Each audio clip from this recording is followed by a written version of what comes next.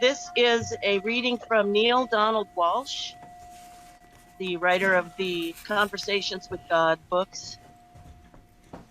To travel a circle is to journey over the same ground time and time again. To travel a circle wisely is to journey over the same ground for the first time. In this way, the ordinary becomes extraordinary, and the circle a path to where you wish to be. And when you notice at last that the path has circled back into itself, you realize that where you wish to be is where you have already been and always were. Thank you.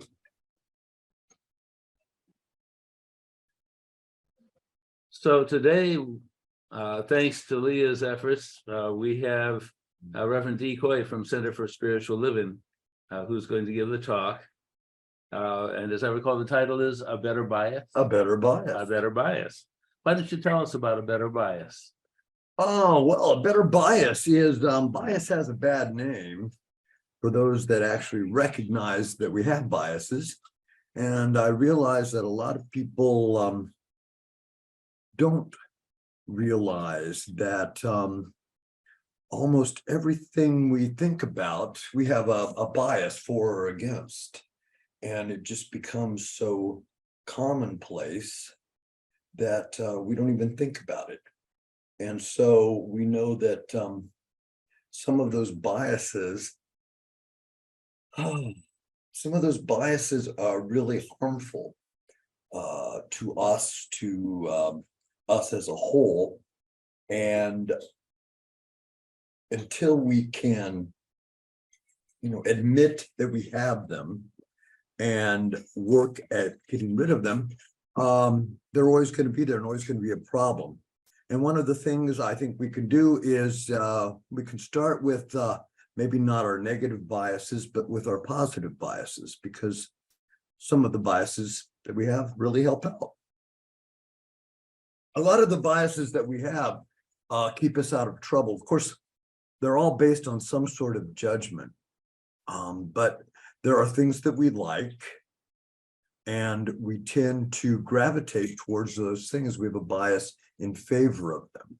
And there might be, special foods, there might be special people, special activities, those things that we just don't even think about. But if we have a choice between A and B, we always choose B because that's what we're comfortable with. And that's where we feel safe.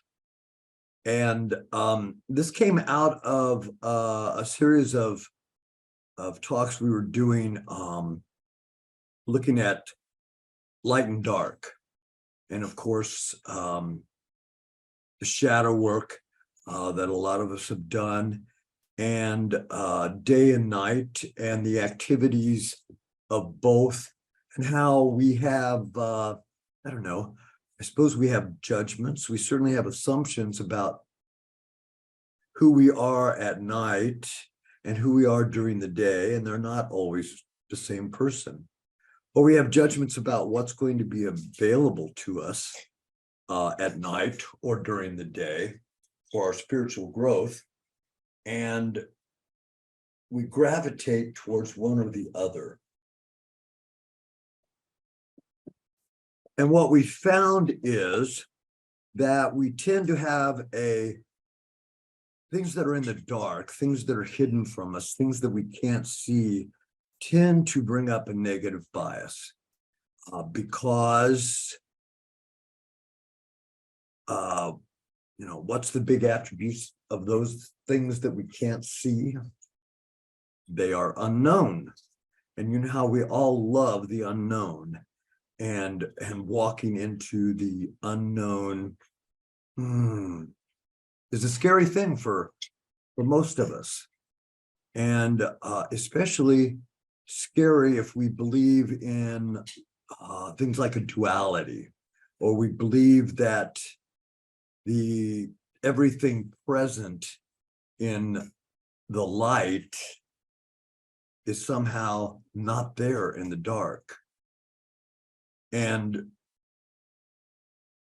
if we look at it just a little bit of a different way, and we see that if I believe in a spirit or a unconditional love or a infinite intelligence that is everywhere present all the time, then whether the lights are on or off has no effect on it.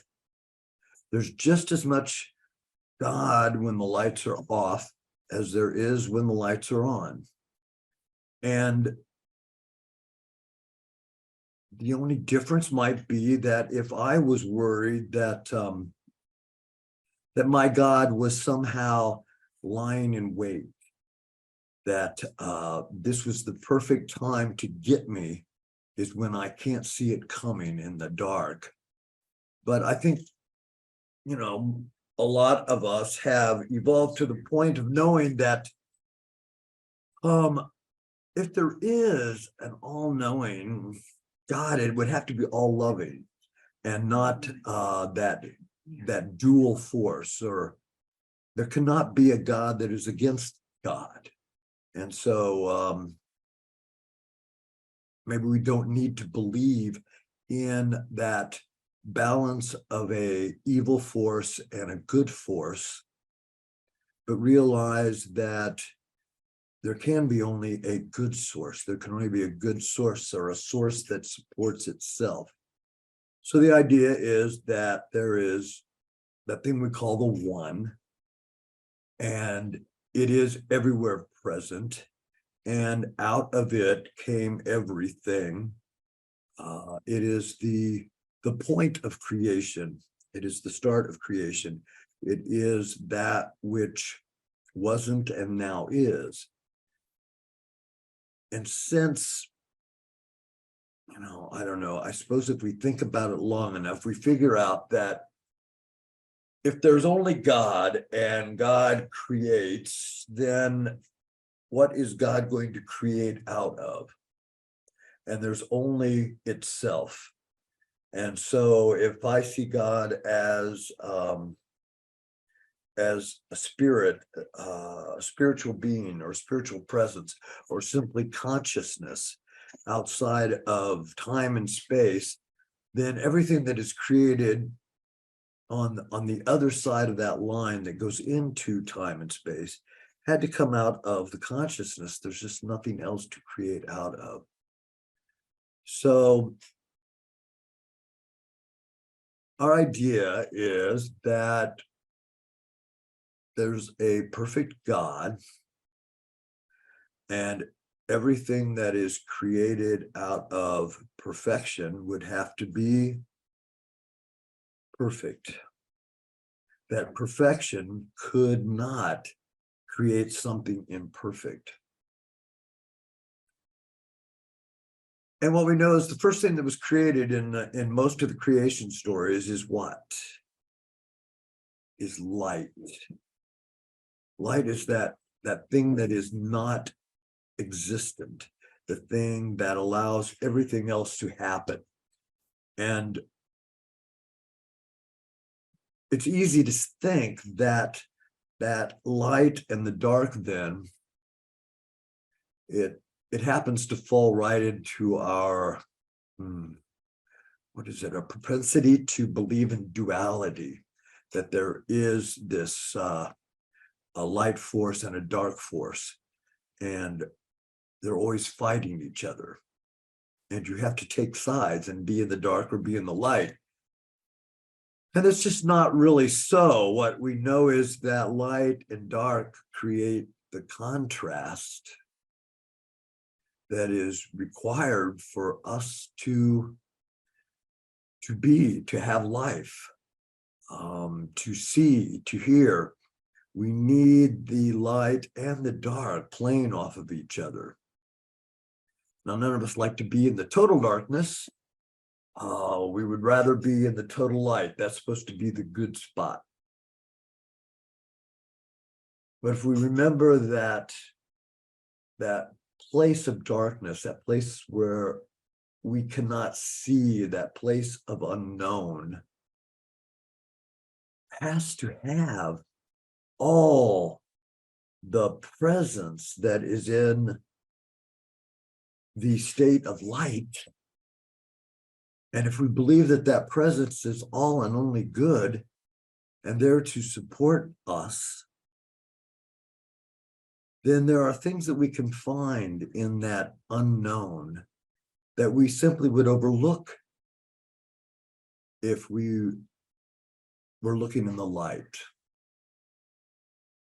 And so it's an idea of, instead of having a bias about the unknown and, in general terms, staying away from the unknown, staying away from things that are unfamiliar, staying away from things that I cannot see, places that I can trip up, fall down, get lost in, and realize that there's only good there, then I can change my bias to say yes to it. And I can go into that dark, fully expecting to find more good. And if I go into the unknown, expecting all and only good, we know that we tend to find what we expect to see. And sure enough, in that mystery, in the darkness, in that place where we have to be quiet and listen, we can learn things. Things can be revealed to us that we would simply not hear or not be aware of in the light of day. And so that's what I mean by a better bias. An idea that we are at choice, of course, in choosing our bias. We forget that we have them. They sit way down in our subconscious mind and run automatically. And oftentimes they serve us. Let's see, what would be another example of one that would serve us? If I have a